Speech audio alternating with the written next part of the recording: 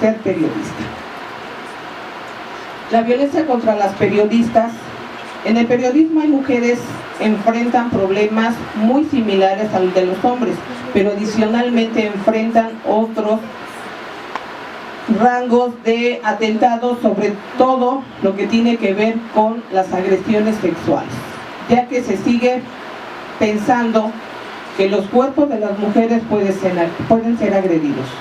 Tenemos que hacerlo público, hablar de ello, porque así podemos tratar de movilizar a otros agentes para volver inaceptable el hecho de que las periodistas sean agredidas.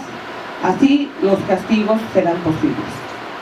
En Francia, recientemente, 40 mujeres periodistas, lo que refería nuestra compañera, establecieron una carta pública que fue difundida en un medio nacional de amplia circulación, hablando con grandes detalles de la forma en que fueron hostigadas por políticos, figuras públicas o académicos que ellas tenían que entrevistar. Contaron que eso pasaba rutinariamente cuando ellas hacían su trabajo.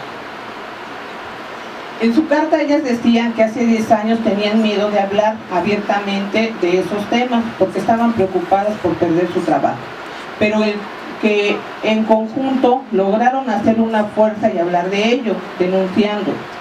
Ahí tenemos un ejemplo de que es importante para todos como periodistas no tener miedo de hablar de ello, porque si no hablamos va a continuar y puede ponerse peor.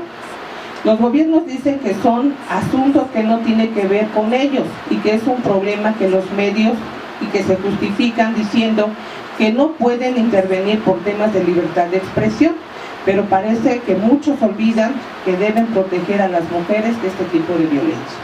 Ya lo referíamos con anterioridad, los feminicidios, las agresiones a periodistas, las agresiones sexuales, el acoso sexual, que pues la mujer periodista todavía tiene que soportarlo en la actualidad, aún con todos los medios de información, aún con todas las reformas, seguimos tolerando ese tipo de circunstancias por la misma razón que en Francia, porque tenemos miedo a que nos quiten el empleo.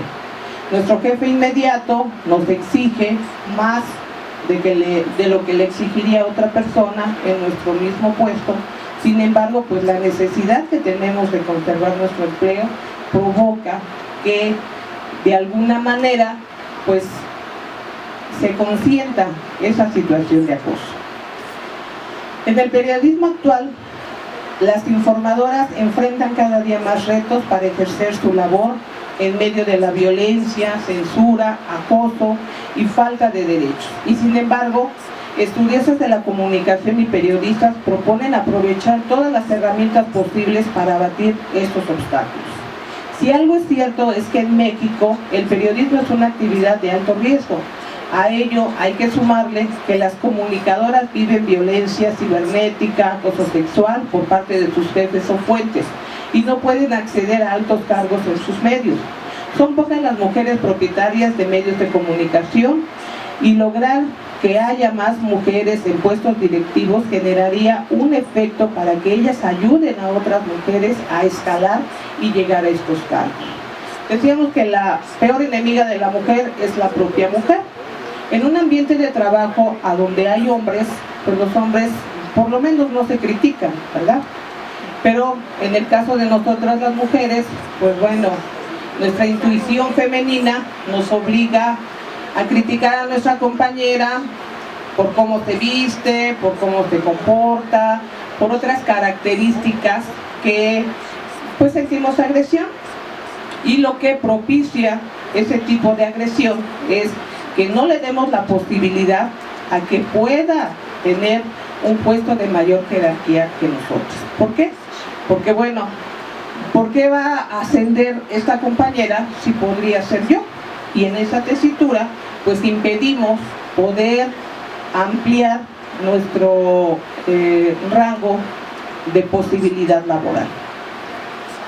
La violencia de género en Internet contra blogueras y periodistas constituye un delito que se debe sancionar. Las mujeres aún no están en condiciones de igualdad con los varones En los medios de comunicación es necesario avanzar para que la población femenina esté en los medios y estos no difundan contenidos sexistas y discriminatorios. En cualquier país, las periodistas se enfrentan a la violencia, a los insultos, amenazas, agresiones físicas, al encarcelamiento o al asesinato por ejercer el derecho a informar. Todas las mujeres viven un límite de hasta dónde pueden llegar. Por ejemplo, cuando se embarazan, pues lo pierden todo. ¿Por qué? Porque además de la cotidianidad, las periodistas tienen cargas de trabajo extenuantes y viven acoso laboral y sexual. La violencia limita el trabajo de las periodistas. Cuando ocurre un crimen que amenaza la libertad de expresión, las autoridades encargadas de investigar tienen a indicar que se trató de un robo o de un asunto personal o de un ajuste de cuentas entre bandas del crimen organizado. Es más fácil cerrar una carpeta de investigación refiriendo que, no hubo una agresión por el desempeño de su trabajo, sino porque, la quisieron robar, y como es agresiva la mujer por naturaleza, no es fácil ser periodista o ser periodista, propició que el delincuente, la privara de la vida. Y como no hay responsables, no hay datos de prueba que pueda darle impulso procesal, pues esa carpeta se cierra. Y es como llegamos a esos indicadores, a donde los asesinatos a las mujeres periodistas o a los periodistas, pues nunca se resuelve o se llega a tener al responsable de ese hecho delictuoso. Las comunicadoras violentadas viven intimidaciones, amenazas o abusos y daños a su reputación, lo que puede venir por parte de sus jefes o funcionarios. Cuando una mujer es agresiva, pues es más fácil que salga de nuestra vida laboral, que deje de ocasionar problemas y se dedica a otras cosas, ¿no? ¿Por qué? Pues porque está haciendo corriente de opinión, por no decir chisme, y nos puede generar otros conflictos. Entonces, ¿qué hacemos? Pues buscamos la forma de evitar que siga trabajando en los medios de comunicación. Y ya entramos al aspecto legal.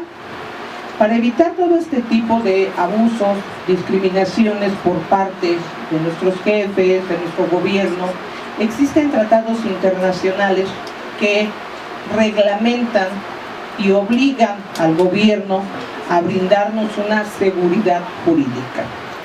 Dentro de las leyes que vamos a tomar en consideración está la Ley General para la Igualdad entre Hombres y Mujeres, la Ley Federal para Prevenir y Eliminar la Discriminación, la Ley de la Comisión de los Derechos Humanos, Ley del Instituto Nacional de las Mujeres.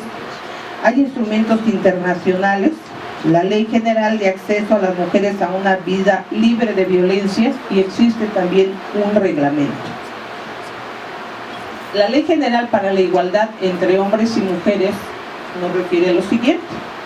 Nos dicen que es una ley que tiene por objeto regular y garantizar la igualdad de oportunidades y de trato entre hombres y mujeres. Es lo más relevante del artículo 1 de esta ley.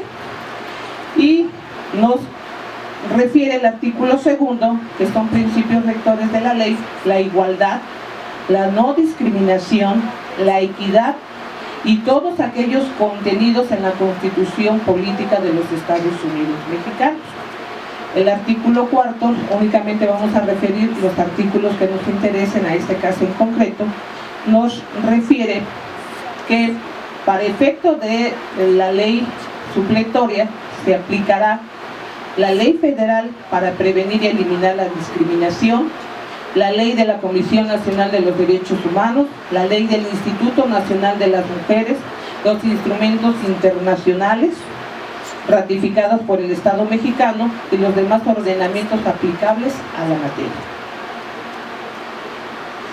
El artículo 5 nos describe qué se entiende por discriminación contra la mujer y nos dice que es toda distinción, exclusión o restricción basada en el sexo que tenga por objeto o por resultado menoscabar o anular el reconocimiento, goce o ejercicio por la mujer, independientemente de su estado civil, sobre la base de la igualdad del hombre y la mujer, de los derechos humanos y de las libertades fundamentales de la esfera política, económica, social, cultural y civil en cualquier otra esfera.